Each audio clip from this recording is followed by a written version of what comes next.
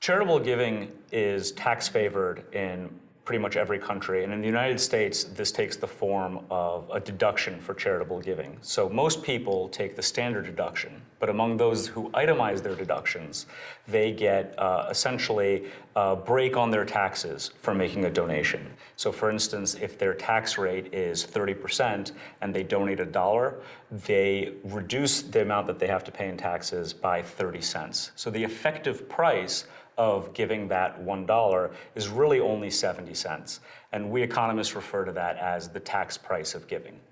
So usually this is justified by assuming that charities can be more responsive than the government to certain societal problems, they might be more accountable, and that by encouraging donations, more social goods are created. What most people have found is that these tax incentives do in fact encourage giving, and to a pretty substantial degree. And this has taken on a particularly important role in the last few years because of the Tax Cut and Jobs Act and the degree to which it affected a number of aspects of the tax code that are related to charitable giving.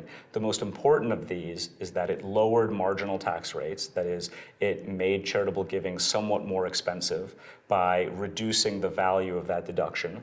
But more importantly is it greatly increased the size of the standard deduction. And most people expect that we're going to go from about 30% of households doing the itemizing to 10% or so doing the itemizing. So quite a number of people are no longer going to be eligible for this tax incentive for charitable giving. The tax law also reduced most households' taxes, so they do have more money to spend, and it's important to know whether or not that additional money gets donated. And what Benjamin Pride and I found in our work is that it really doesn't offset very much of that increase in the tax price, and so that overall we do expect charitable giving to fall fairly substantially. Perhaps somewhat surprising that charitable giving is so responsive to tax policy, because we normally think of it as being something out of the goodness of your heart, and yet this is a really consistent finding throughout decades of the economics literature that individuals' giving, that people's giving, is really responsive to the nature of tax incentives to do so. But that's a core economics idea. People respond to incentives.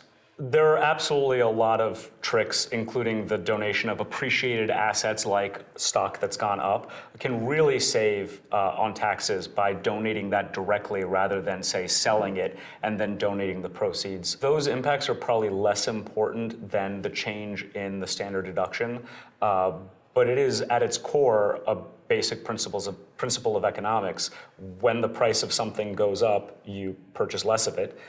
When the price of making a charitable donation goes up, maybe from 70 cents for every dollar you donate to $1 for every dollar you donate, you purchase, so to speak, less of it as well. And so we expect charitable giving to go down in response to the reduction in the tax incentives that are inherent in the Tax Cut and Jobs Act.